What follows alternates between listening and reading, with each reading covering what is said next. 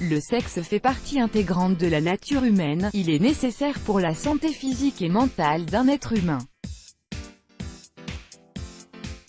En effet, le sexe permet de réduire le stress, d'augmenter le niveau du bonheur et de rapprocher les deux partenaires.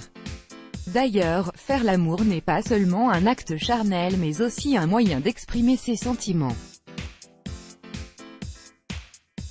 Il est vrai que les hommes, en général, ne sont pas doués avec les mots et préfèrent exprimer leurs sentiments par l'action et notamment par le sexe.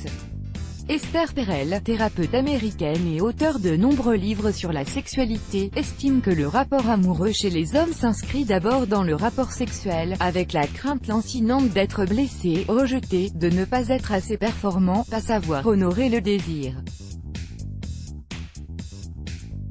Elle rajoute qu'un homme qui a le sentiment d'être sexuellement rejeté se sent aussi fragile qu'un bébé qui crie pour être pris dans les bras. Il est pour elle en carence affective car l'amour chez les hommes se dit peu, il se fait.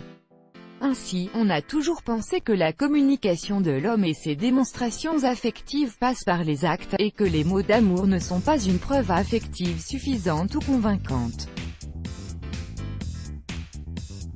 Quelle est la chose que les hommes aiment plus que le sexe? Pourtant, il y a une chose que les hommes aimeraient par-dessus tout, c'est d'être capables d'exprimer leurs sentiments et de les recevoir en retour.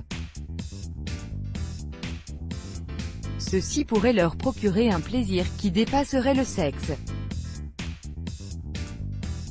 Cette expression d'amour peut se traduire, entre autres, par le « eye contact » lorsqu'il lance un regard enamouré à sa partenaire, l'écoute attentionnée lorsqu'elle raconte sa journée, il sait la regarder et l'écouter, le toucher spontané que ce soit en privé ou en public, le sourire après un baiser, l'envie de partager des activités avec sa partenaire, un homme qui prépare un bon dîner, qui souhaite pratiquer du sport avec sa partenaire, connaître ses attentes et ses goûts. Qu'en est-il des femmes? Néanmoins, ce n'est pas aussi facile pour un homme, de par sa nature, de laisser libre cours à ses sentiments. On se pose souvent la question de comment les femmes ressentent l'amour et ce qu'elles en attendent, plutôt que de la façon dont les hommes l'expriment, justement parce qu'elle est moins verbale. Cependant, les femmes ne sont pas aussi douées pour exprimer l'amour qu'elles le croient. Les femmes ont tendance à parler de leurs sentiments, mais la plupart d'entre elles n'arrivent pas à les exprimer. Ainsi, au lieu de penser qu'un homme veut mettre une femme dans son lit juste pour assouvir son besoin sexuel, il faudrait plutôt considérer que c'est sa façon d'exprimer ses sentiments envers sa partenaire.